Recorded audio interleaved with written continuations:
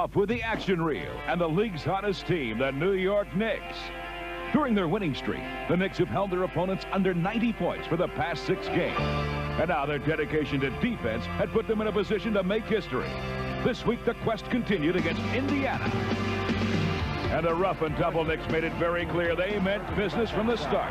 Waddle with the steal, and he saved it and hit. We feel pretty good. I mean, we're not complacent, though, and naive enough to think that it's just going to continue if we don't continue to do the things that we've done to get us to this point. No one was more focused than rejuvenated point guard Derek Harper, who had 5 steals, 12 assists, and 17 points. Harper going all the way.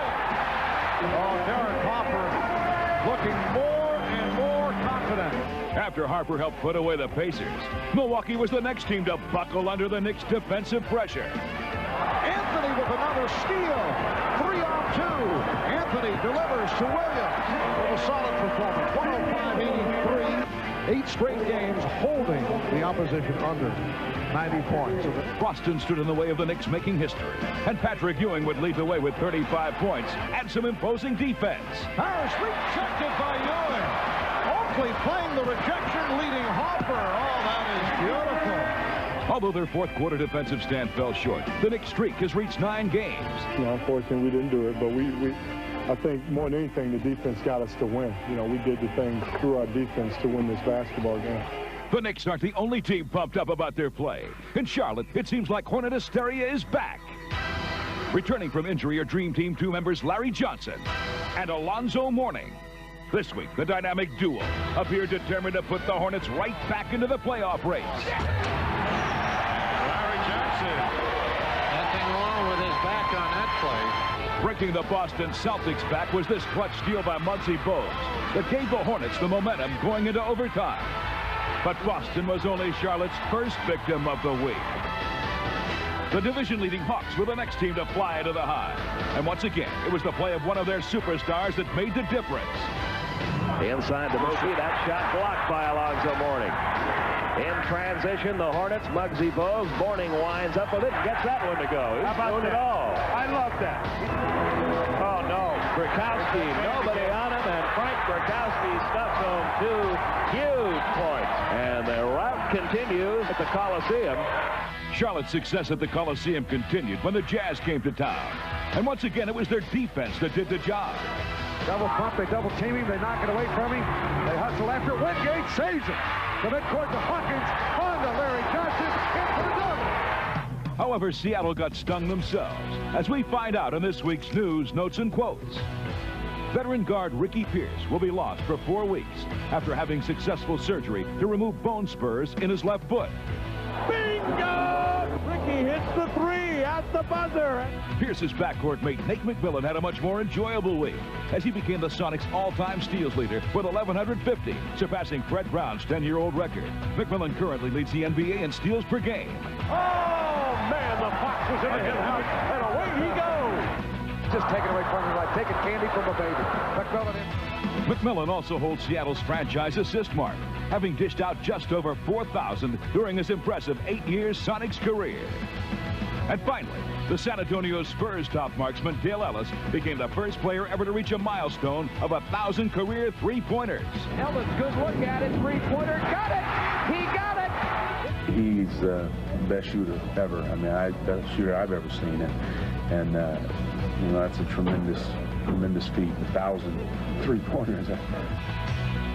And now a look at one of Dream Team 2's elder statesmen, Dominique Wilkins.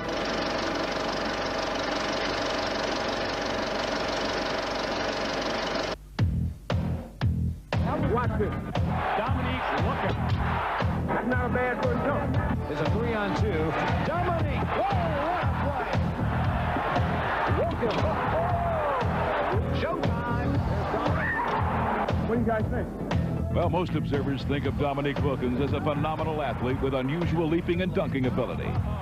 But there's much more to this future dream teamer, such as a strong inner spirit and passion for the game. I haven't lost anything. I haven't lost a step. I'm still as quick as any forward in the league. I think when I lose the thrill or I think the love for the game, it's time for me to move on, and I haven't lost that yet. Wilkins has certainly displayed his flair for taking to the air over the years, winning 2 Gatorade Slam Dunk titles. And during the '88 playoffs against Boston, he also proved to be a fiery competitor in his famous duel with Larry Bird. You are watching what greatness is all about. It'll be the Pistons and the Celtics, but a team that can walk off with their heads awfully high, the Atlanta Hawks. I wasn't down at all. I mean, I told guys, we should hold our head high. We played the best basketball we could play. I mean, both teams did, and to come out that game on the bottom, I mean, most guys were hanging their head, but we gave it all we had. Since that time, Dominique has gone on to not only dazzle fans with his aerial exploits, but has also rounded out his game to become a more complete player and leader. Did you see that jam? I don't know how he did that. Dominique! Great bang. That says it all about Dominique Wilkins right there. You're not double teaming me. You think I won't give the ball up? Watch this. The dirty work inside done by guess who?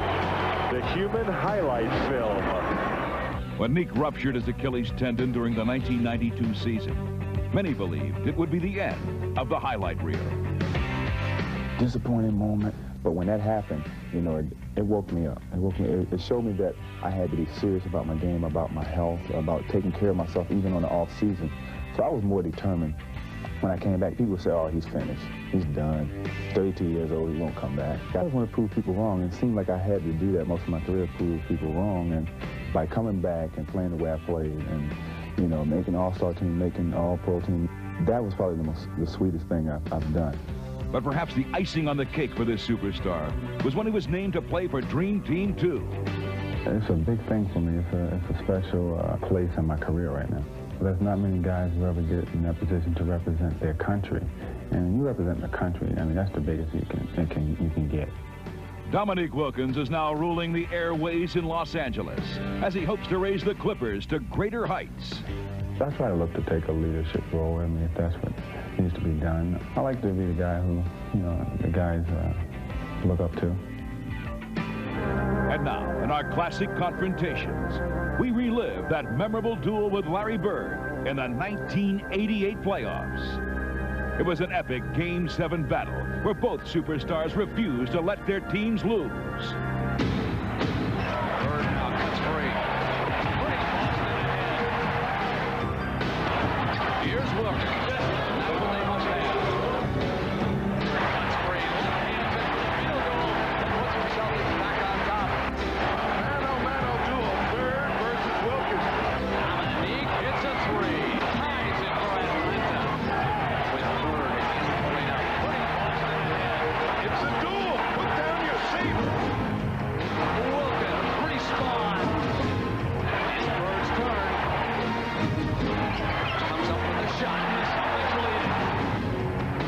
Who's going to blink first? And Dominique high off the glass. Three for Bird.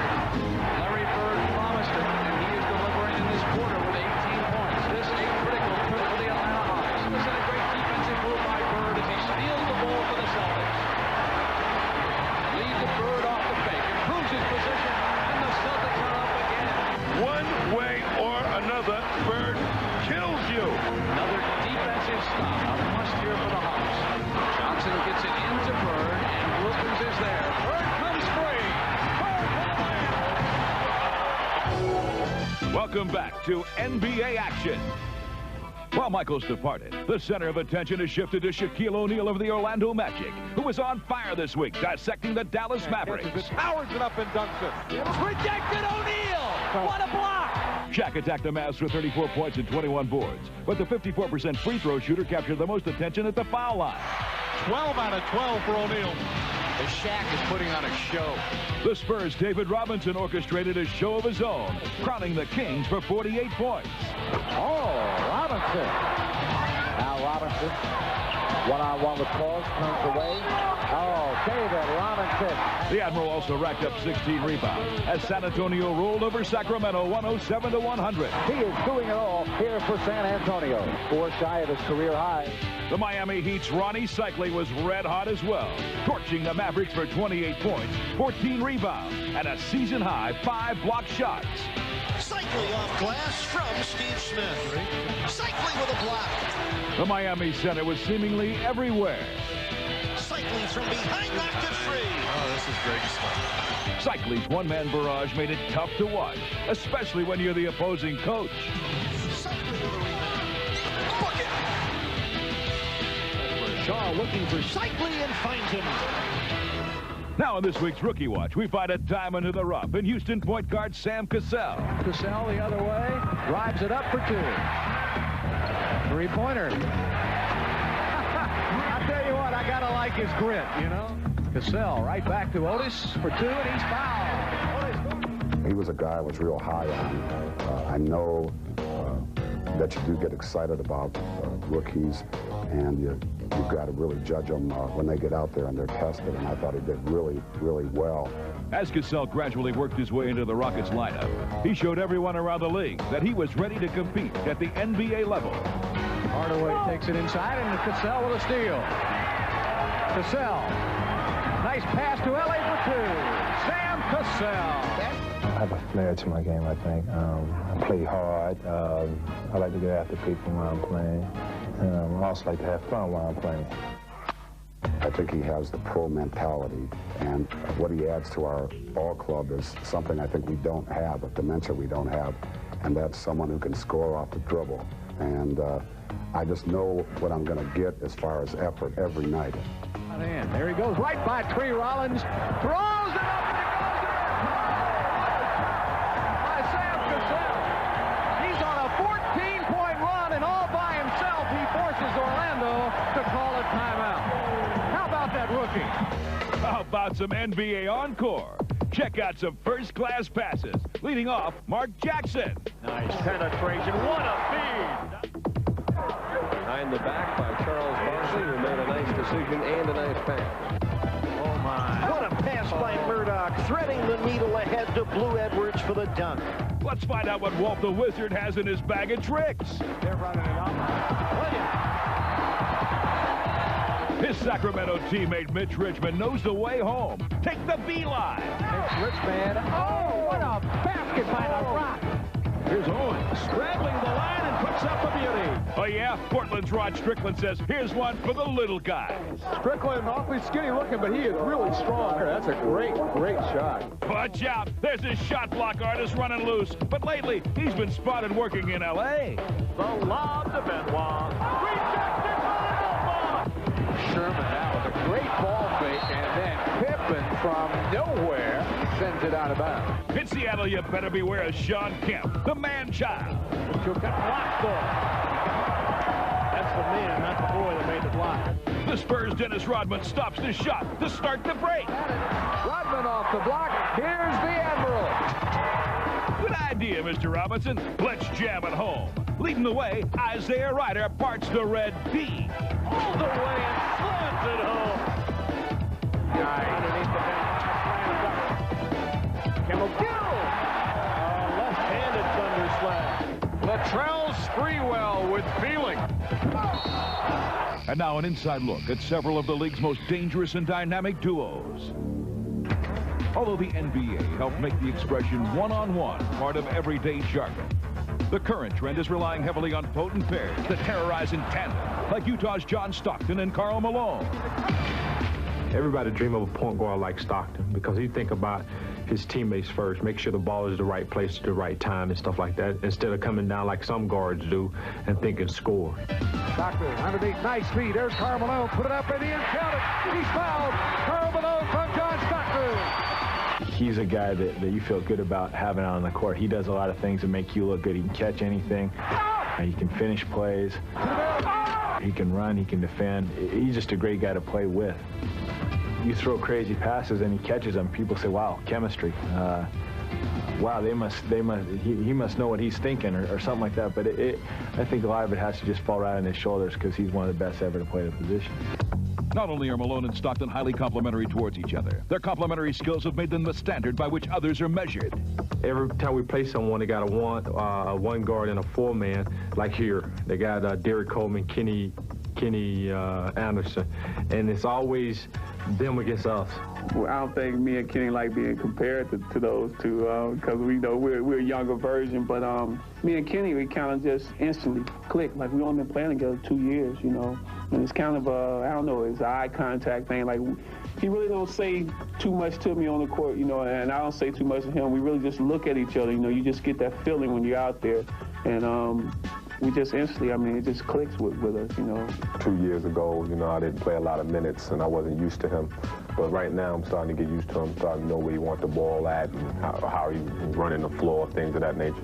He be driving down the lane, I just know that, you know, he's going to give me the ball. So my opportunity is when he drives is to go to the basket with him because I know, you know, he's always looking for me. If I see Sean running real hard down the floor, I know that he's going to get open, and I throw it up there, and I know he's going to go get it. And he always tell me to just try to throw it to the roof so he can, you know, tell people that he can get up. So we just know when it's going to happen. This year, I've had much more fun catching alley-oop dunks than I probably ever have in my career. And it seems like now every night we're catching 2-3 alley-oops a game, and sometimes 2-3 and a quarter. In San Antonio, the duet is played just a little bit differently, as the Worm and the Admiral have joined forces on the front line. This new combination has the Spurs pumped up for a run at the title. When we're on the court together, I ask only one thing. I said, David, it's time for me and you to step up. You know, we have a tremendous amount of respect for each other, what we do on the floor. Our intensity levels are very high. You know, both of us hate losing. Dennis is a great team defensive player, so we're able to shut down the middle, and I think some of the other guys are beginning to take pride in their defense.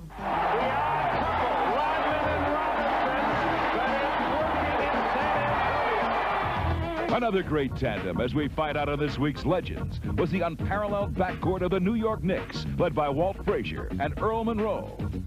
The Pearl was a prolific scorer, while Clyde, who'd already guided the Knicks to one championship, had earned a different kind of reputation. Mostly defensive oriented. I was a guy that really liked to harass you on the defense.